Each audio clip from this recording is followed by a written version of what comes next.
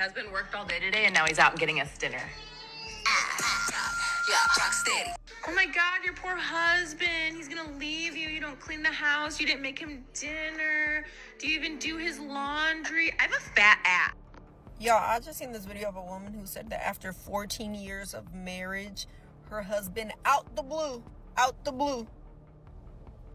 asked for a divorce. Congratulations, you played yourself. Me and my buddy catching his girlfriend coming to hang out with me and cheat on him. Not only did she get caught in this manner, we have to see the conclusion as to what excuse she might make up.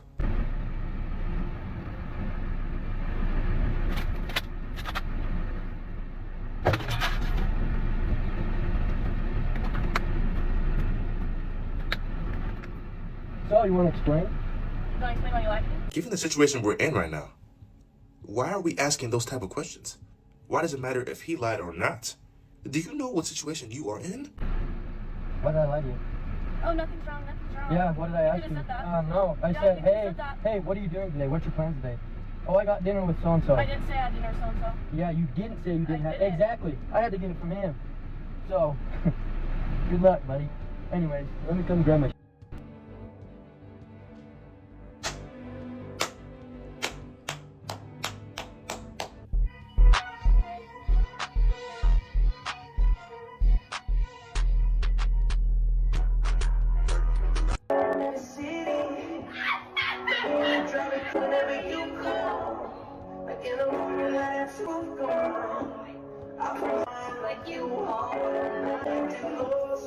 Oh my God. My heart is racing.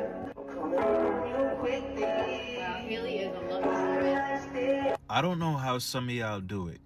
When you're married, there's a level of respect that married people need to have for each other. It's one thing to have a celebrity crush, but to lust over that person in front of the person that you're married to is next level. And then she took it a step further, recorded it, posted it. There are pictures on the wall of you and your wife, and she's saying Haley's a lucky girl. And then look at this comment. Look what the person said. She liked it, replied to it, and doubled down on what she said. She knows you're seeing this. But hey, when women get dogged out by men, we tell them to choose better. I'ma do the same to you. You should have. Let's get something straight right now. When someone casually says, oh, it's just a celebrity crush, what they're really revealing is something deeper. Because what does that actually mean? It means if the opportunity magically appeared, if that DM got answered, if that backstage pass came through, if that fantasy became real, the loyalty suddenly becomes negotiable. And notice how normalized this has become. It's not whispered anymore. It's not hidden. It's proudly announced, posted, laughed about. He's my hall pass. I'd risk it all. And somehow we're supposed to clap and call it harmless fun. But flip the roles for just a second. If a husband went online and openly joked about how he would absolutely fold for some Instagram model or pop star, would that be labeled cute? Or would it suddenly be disrespectful? Immature? Grounds for a serious conversation. See? This is where the entitlement creeps in. We live in a culture that tells people, especially women in this context, that public expressions of discontent inside a relationship are empowerment, that broadcasting attraction to other men is confidence, that humiliating your partner for laughs is personality. It's not. It's a lack of boundaries. There's a difference between acknowledging someone is attractive and publicly fantasizing about betraying your spouse. One is human. The other is conditioning your partner to accept disrespect as humor. And the scary part, many men tolerate it. They laugh along. They play it cool. They pretend it doesn't sting because modern culture tells them if they're bothered, they're insecure. If they speak up, they're controlling. If they expect exclusivity, not just physically, but mentally and publicly, they're fragile. That's psychological manipulation wrapped in a meme. A healthy relationship isn't just about not physically cheating. It's about protecting the bond, protecting the image of your partner, protecting the sense of security between you two. When your own wife is joking online about choosing a stranger over you for validation and internet applause, that's not harmless. That's erosion. Slow, subtle erosion of respect. And once respect starts slipping, everything else follows. Hopefully this man recognizes what's really happening here. Not because celebrity crushes exist, they always have, but because openly prioritizing fantasy over your real-life partner is a red flag waving in 4,000. A wake-up call isn't about anger, it's about standards. If you tolerate public humiliation disguised as humor, you're teaching people how to treat you. And the internet will always reward spectacle over loyalty. The real question is, are you building a relationship or are you competing with a fantasy for your own spouse's attention? Average man think that he could fully beat a professional female fighter? Well, that's because 99.9% of the time, they absolutely can. And I know hearing that is going to upset some out there, but those are probably the same ones that are getting upset that like to avoid things like factual information and basic biology. It's either that or they've been watching way too many action films and actually believe it when the 120-pound female heroine actually manages to defeat the 220-pound male villain using nothing but skill alone. It's either that or they have no concept of reality. Women have left me 30,000 comments. These are their 3 favorite phrases. Number 1, male loneliness epidemic. Women think this is the funniest thing that they've ever heard. Or they like to go, men aren't lonely enough. Anything about tables. Women love phrases about tables, like, what do you bring to the table? Or, I am the entire table. Something about tables. I think women just yearn for the kitchen.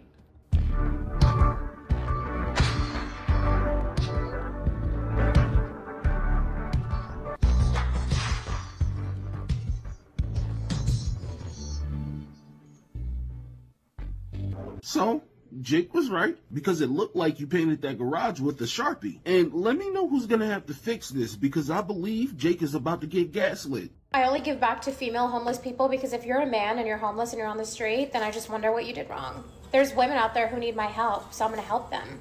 You better get a job. Why are you on the street?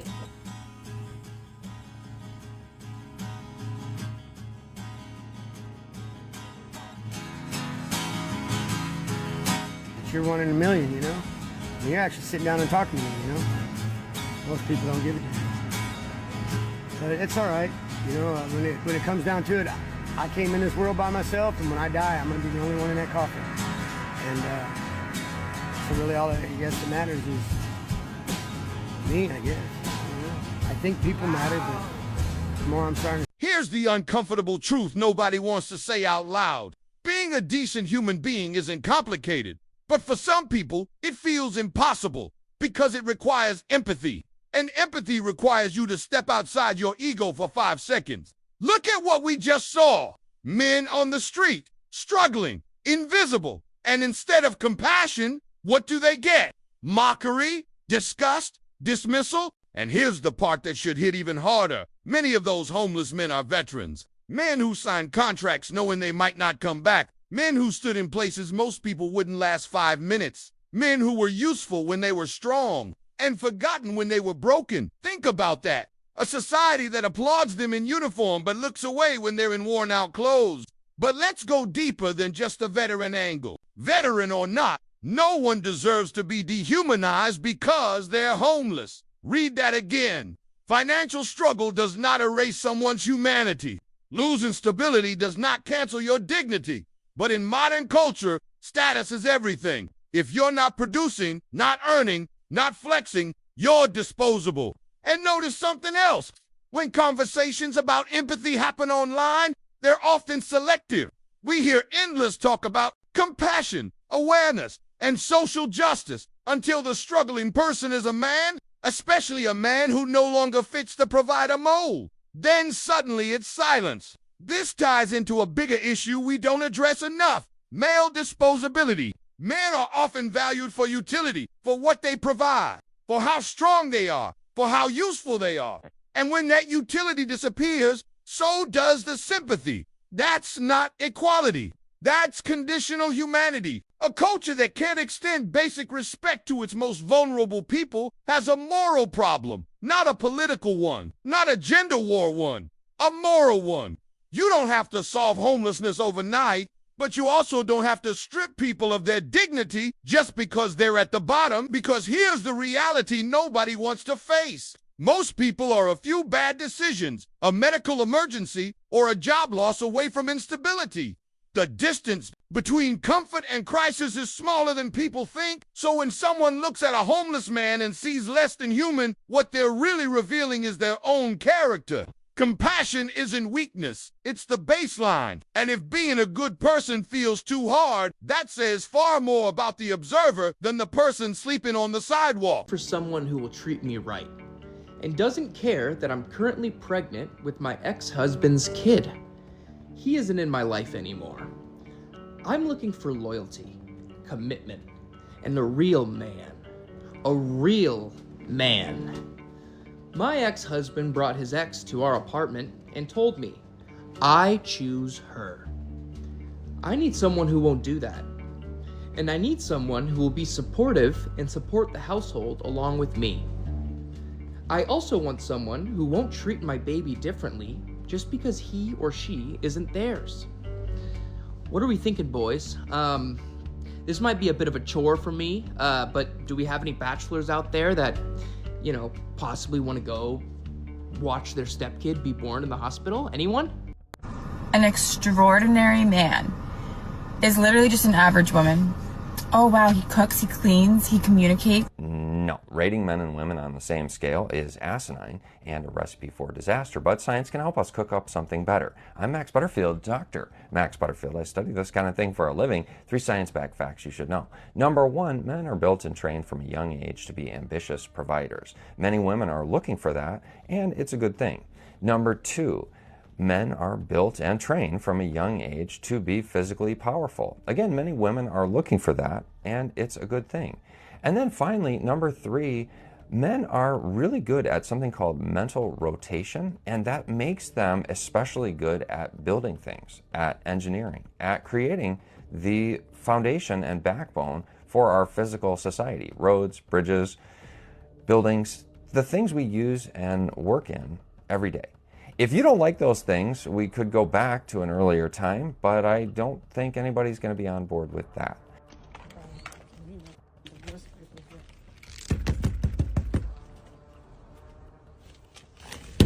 Open the door, Nico.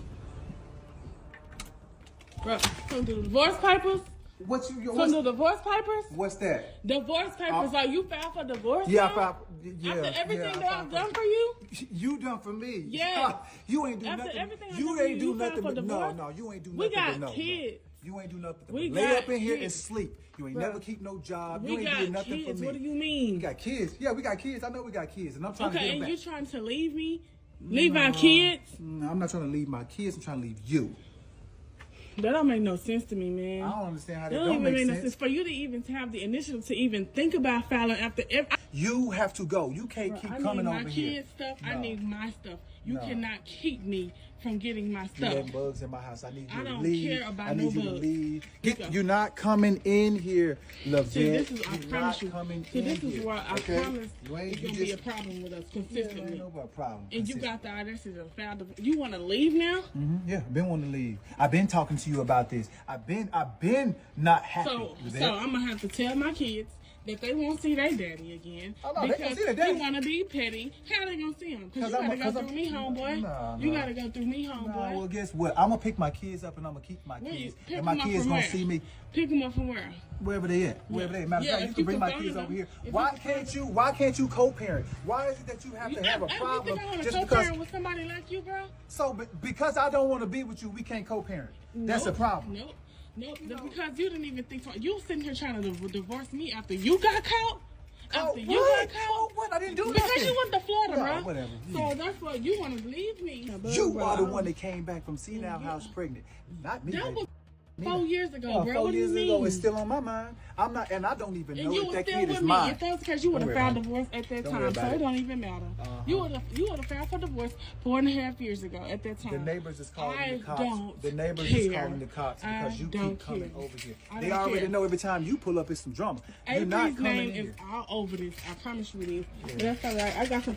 I'm about to come. Matter of fact, I'm about to call the police and I'm about to have them. Well, they're on their way already I don't because even they care. This is where overconfidence turns into self-sabotage. She hit record thinking the internet would validate her. She assumed the crowd would nod along, applaud, maybe even weaponize the clip in her favor. But sometimes the very evidence you think makes you look righteous ends up exposing you instead. And that's the danger of performing your private life for public approval. Because once it's online, it's not just content anymore. It's documentation. If you're openly framing yourself as willing to weaponize access to the kids or treating fatherhood like leverage instead of responsibility, that doesn't just look messy on social media, it can look reckless in a courtroom. Family courts don't care about your follower count. Judges don't hand out custody based on who had the better clapback. They look at stability, cooperation, the child's best interest. And when someone records themselves displaying spite, entitlement, or an intent to alienate the other parent,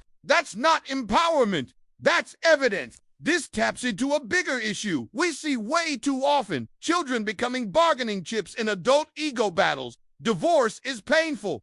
Breakups are emotional. But the moment kids enter the picture, the game changes. It's not about winning anymore. It's about protecting the psychological well-being of the child. Using custody as punishment. That's not strength. That's immaturity, disguised as control. And here's the irony. In trying to humiliate him publicly, she may have strengthened his position privately, because nothing exposes poor judgment faster than voluntarily publishing it. The internet rewards outrage. Courts reward responsibility. Two very different audiences. If this situation becomes a legal dispute, that clip could shift the narrative from wronged partner to parent, willing to weaponize the children, and that's a dangerous pivot. Hopefully this becomes a wake-up call. Not just for her, but for anyone who thinks turning family conflict into viral content is a smart strategy. Because once you press record, you're not just telling your side of the story. You're creating a record that might outlive the applause. Why have you brought your dad here? You alright, John? No, I'm not alright. Your daughter's cheating on me, mate. What?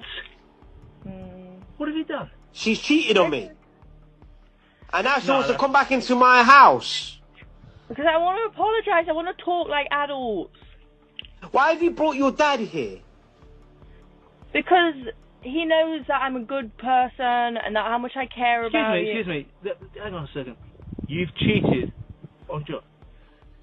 It was just one night. Is that right? I just got really drunk. For God's It happens all the time. Oh, it happens all the time. You cheat on him all the time. No, but like people do it all of the time. No, it doesn't happen all the time. I've never done it. What's the matter with you? That's what you see in the movies, isn't it? This is real life. Why have you done that to the man you I love? didn't do it purposely. I was just really drunk, and I said I'm sorry, and I just want John, to mate, I'm talk. so sorry. I'm sorry. I don't know what to say, really. I mean, I'm It's not your fault, man. My daughter, I mean, I thought she had more morals than that. So, I said I'm sorry. What more do you want me to do? I said You I'm said sorry. you're sorry, but that's it. Like, I'm not letting you back in my house. Like, yeah, sorry doesn't cut it, does it? I can't say I blame him, really. You better come back with me now, then. No, I'm not leaving until I talk to you. He doesn't want to talk to you. I don't blame him. I wouldn't talk to you either. Well, I can't be I've talked to you. I've talked to you. You didn't even tell me. You didn't even tell me. Your friend told me. Your friend sent me a picture of you kissing another guy. Like, you did. It was one time. There was no intention behind it. Well, it must have been intention. It don't matter if it's intention. That's not an excuse. The intention is you're not allowed back in my house. End of. He's not letting you back in, and I don't blame him. In fact, I'm totally on You're his gonna side. miss me. You're gonna miss me. You'll come crawling John, back. mate, I'm so sorry. I apologise on my daughter's behalf. I thought she was better than this. I really did. I'm really sad and angry about it. What can I do to make it better? I'll tell you what, John. If I pop round tomorrow, shall I pick up her stuff from you? John? Yeah, like I'll she's come. not welcome back in my house. Well, I understand.